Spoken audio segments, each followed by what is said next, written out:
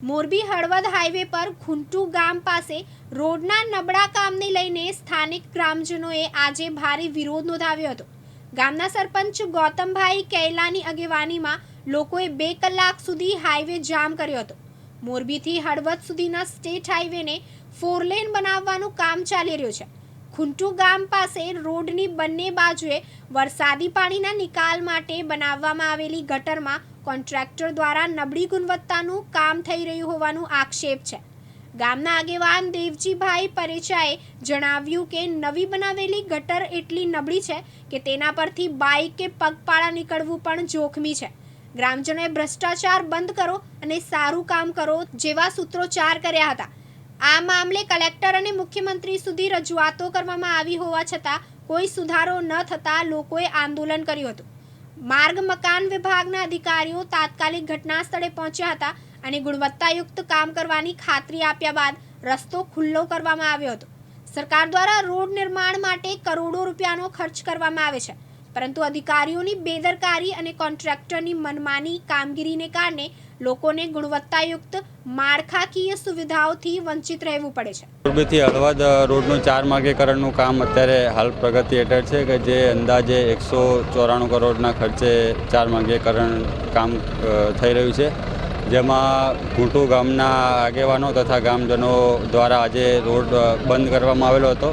તેમાં તેઓની 2-3 માંગણીઓ હતી કે જેમાં સર્વિસ રોડ જે બાજુમાં આપ્યો છે 3.5 મીટરનો, એમાં સત્વરે ડામરની કામગીરી પૂર્ણ કરવામાં આવે। પછી બીજો એક મુદ્દો હતો કે જ્યાં મેઇન ખૂંટુ ગામમાં જ્યાં આપણે પેસેન્જર અવર જવર માટે પીયુપી સજેસ્ટ કર્યું છે, ત્યાં તેઓની માગણી પ્રમાણે વીયુપીની જરૂરિયાત હોય તથા ગામજનો અવર જવર બંને સાઈડ કરી શકે તે માટે વીયુપીની એમની માગણી હતી। તે બી અમે એમને આશ્વાસન આપ્યું છે કે એ બી એમનું જે છે ડિઝાઇન પ્રમાણે અમે કન્સલ્ટન્ટ પ્રમાણે ડિઝાઇન કરાવીને એ કરાવવામાં આવશે।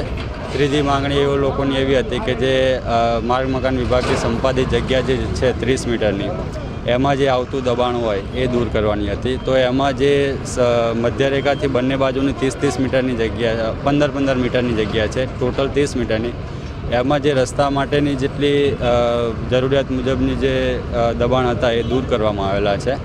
એની સિવાયના જો અન્ય કોઈ જગ્યાએ જો દબાણ કે એવું મળી આવશે તો એ થોડા દિવસમાં થોડા ટાઈમમાં દૂર કરવામાં આવશે। આ 3 રજૂઆત। આ ખૂંટુ ગામ છે, ખૂંટુ ગામના જે અત્યારે રોડનું કામ ચાલુ છે એમાં ગટરનું કામ તો એકદમ હાવ નબળું છે। વાહન માથે ટપે એટલે બસ દઈને બેસી જાય, હાલતા ભૂવા પડે છે। તો આવા કામ વિકાસના કરવા હોય તો અમારે આવા કામ ખૂંટુ ગામને જોતા નથી। અમારી માંગણી શરૂઆતથી હતી કે ભાઈ બંને બાજુ સર્વિસ રોડ, 2 નાલા, તો એ તો અમને કાંઈ જવાબ જ નથી દેતા। અમે અનેકવાર રજૂઆત કરી। 2022માં મુખ્યમંત્રીને લેટર લખેલો હતો કે ભાઈ અમને સર્વિસ રોડને 2 નાલા, 15,000ની વસ્તીમાં જો અમને એક ઝીણકૂક નાલું 3 મીટરનું આપે તો અમારા આખા ગામનો વ્યવહાર અમારે કેવી રીતે કરવો? બંને સાઈડ રોડની બંને સાઈડ ગામ વસેલું છે। ગામમાંથી માલઢોર, ટ્રેક્ટર કે ખેતી કામ કરવા માટે, સ્કૂલમાં જવા અવર જવર માટે 3 મીટરના નાલામાં અમારે આ 15,000ની વસ્તીમાં અમારે કાંઈ ન થાય। તો આના કરતાં અમે નાલું ન આપો તો સારું છે। બાકી અમારે રજૂઆત કરી, અમે થાકી ગયા। હવે નથી મામલતદાર જવાબ દેતા, નથી કલેક્ટર જવાબ દેતા, નથી આપણે RNB વાળા જવાબ દેતા। જે હોય રોડની સાઈડના દબાણો છે વર્ષો થયા તો એ કોઈ આગા ખસવા માગતા નથી। નથી કલેક્ટરને પૂછો તો કે મામલતદારમાં આવે, મામલતદારને પૂછો તો કે RNBને આવે, કોઈ જવાબ આપતું નથી। આનો અમને વહેલી તકે નિર્ણય આપો, તે સિવાય અમે અહીંયાથી હટવાના નથી। અરવિંદભાઈ બેચરભાઈ પરેચા। અમારી વાત એવી હતી, પહેલાં અમે રોડવાળાને કીધું તમારું કામ નબળું થાય, અત્યારે નાલું તૂટી ગયું છે, નાલું દેતા નથી, સર્વિસ રોડ ખાલી સિંગલ પટ્ટીનો કરીને મૂકી દીધો છે, વચ્ચે ગમે એટલા ખાડા પડ્યા ને કોઈ પણ ભાવ પૂછતું નથી, પાણી છાંટતા નથી, આખું ગામ ટાઈમમાં રહે। આ એટલી ધૂળ ઉડે કે વાંય બાઇકવાળો હોય કે એને કાંઈ દેખાય નહીં, એક્સિડન્ટ થવાનો ભય રહીએ। 4-5 જણાના અહીંયા સ્લીપ ખાઈને મોટરસાઇકલના હાથ ભાંગી ગયા। અત્યારે તમારી માંગણી શું અને શું કર્યું હોય તમે? અમારી માંગણી એવી કે અત્યારે જે કામ કર્યું ને એમાં ગાડી અડે તો અંદર ગરી જાય, આખી ભોખાય ને બધું હોરું નીકળી જાય. હરૈયા વાપરાય કે સિમેન્ટ વાપરીએ, ખાલી રેતીને પાણી વાપર્યું, એ કાંઈ નથી નક્કી થતું. અમે પહેલાંય રિક્વેસ્ટ કરી હતી બધે, ગાંધીનગર ઉઠી જઈએ તો અમારા બધી ઓછી છે, ટોટલ ઓછી છે અમારા કે તમારું કામ ખરાબ થાય, તમે આમાં ધ્યાન દો. કોઈ આવતું નથી, કોઈ ધ્યાન દેતું નથી. એ એની રીતે કંટ્રાટી કરે જે કામ કરવું એમ. તમારું નામ બોલી જાઓ.